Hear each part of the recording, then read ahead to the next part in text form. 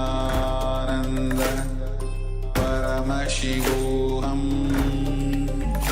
Om Nityananda Paramashivoham Om Nityananda Paramashivoham Om Nityananda Paramashivoham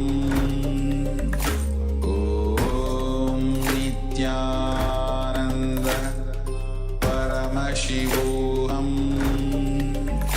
Om Nityananda Paramashivoham Om Nityananda Paramashivoham Om Nityananda Paramashivoham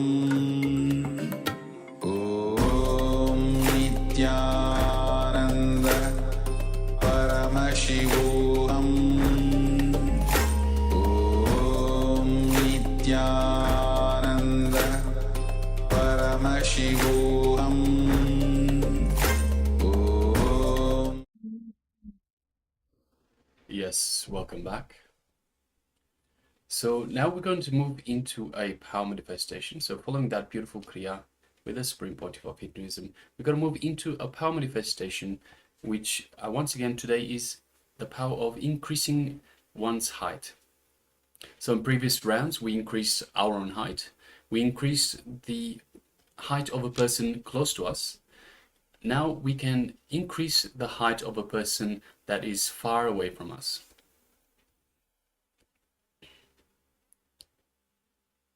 Yes. So before we enter into the power manifestation round, let's have a quick look again at the Shastra Pramana. That is the scriptural evidence for this power in particular.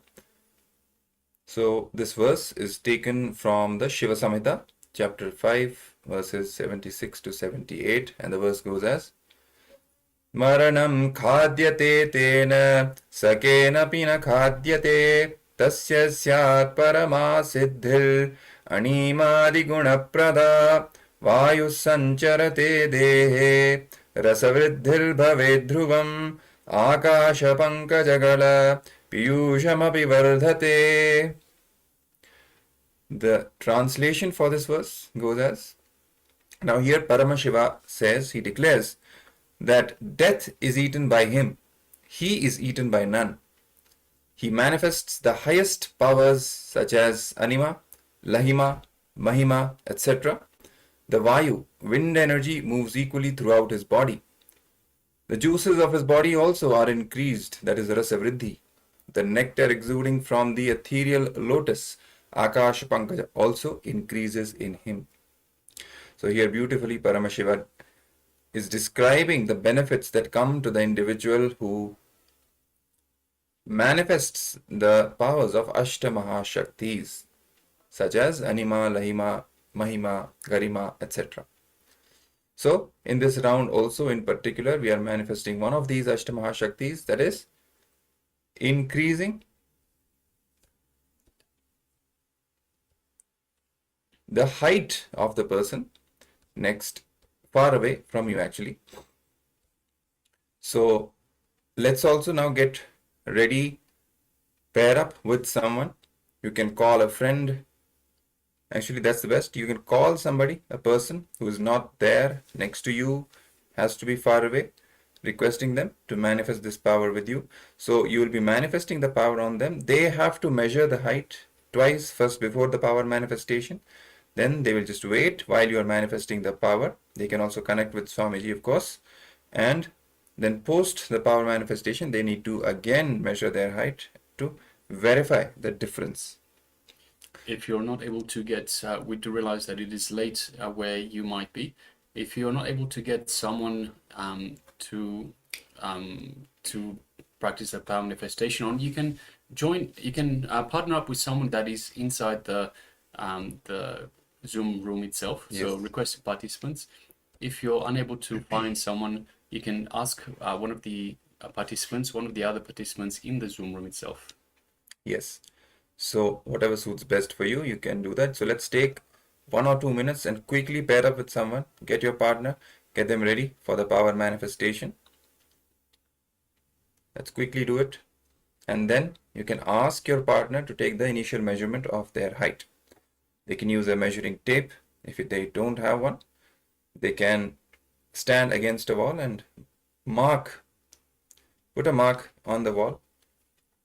Make sure it's not a permanent marker once again. Yes.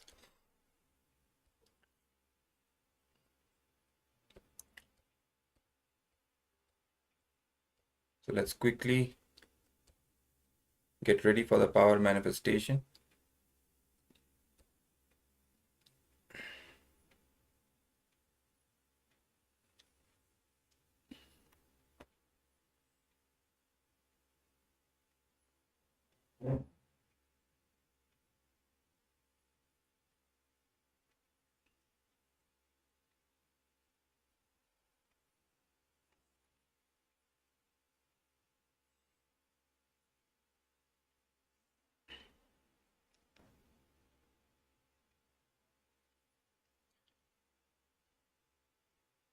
So I hope all the participants are ready. You can give a thumbs up if you're ready. So if you're unable to partner with someone else, so as we said, so Alice is looking for a partner as well. If you're unable to partner with someone in the Zoom room, then you can always do this power manifestation once again on yourself. But of course, ideally, let's try to find a partner. Let's find someone that we can practice on.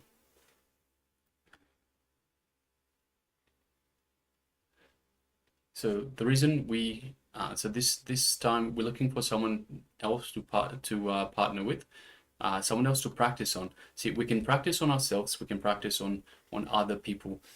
When we practice on ourselves, we get confidence that we can practice on ourselves. Then we start practicing on other people. We get the confidence that we can express this power away from us as well, not just on our own being, but also on other people.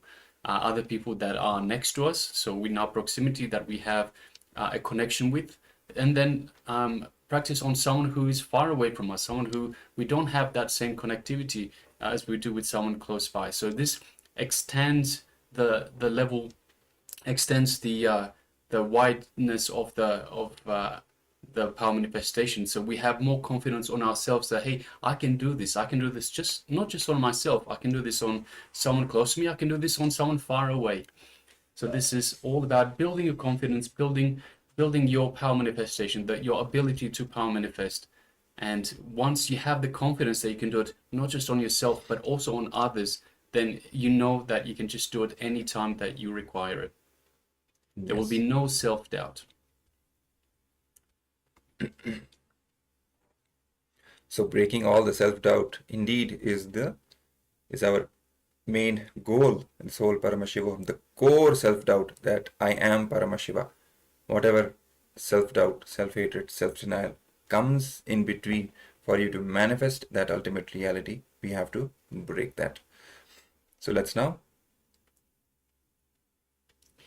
Yes, Mahananda Agora Rupin is asking, we don't need to see the picture. You don't need to see the picture. That's fine. Yes, it might help, but you don't need to necessarily. Okay.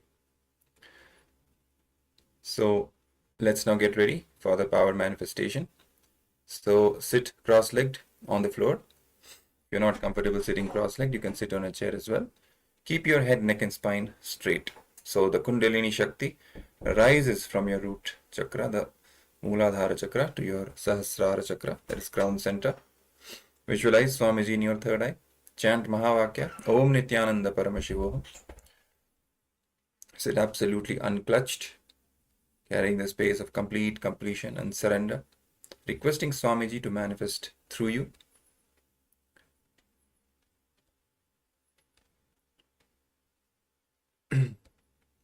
Now, while you're declaring the space of oneness with Swamiji,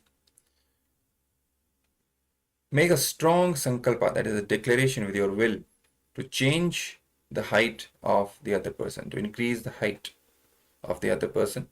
And while you're chanting the Mahavakya, making the declaration of oneness, that I am Bhagavan Sri Nityananda Paramashiva, I am Paramashiva, hold that declaration of changing the height of the other person in your inner space throughout the power manifestation with will persistence.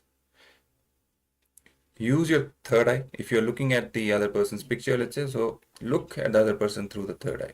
If you don't have the picture, visualize that other person in front of you and look through the third eye with this will of increasing their height, and maintain that will with will persistence. Okay, so start chanting the Mahavakya.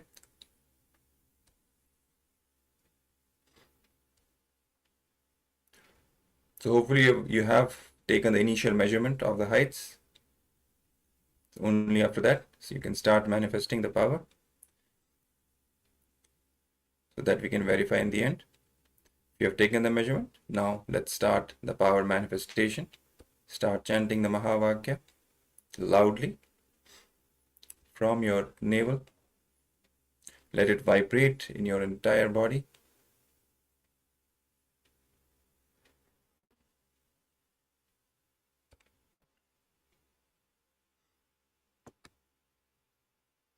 And let the power manifestation begin.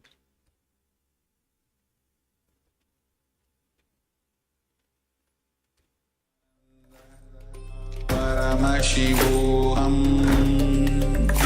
Om Nityananda Paramashivoham Om Nityananda Paramashivoham Om Nityananda Paramashivoham Nityananda Paramashivoham Om Nityananda Paramashivoham Om Nityananda Paramashivoham Om Nityananda Paramashivoham Om Nityananda Paramashivoham Om Nityananda Paramashivoham Om Nityananda Paramashivoham Om Nityananda Paramashivoham Om Nityananda Paramashivoham Om Nityananda Paramashivoham Om Nityananda Paramashivoham Om Nityananda Paramashivoham Om Nityananda Paramashivoham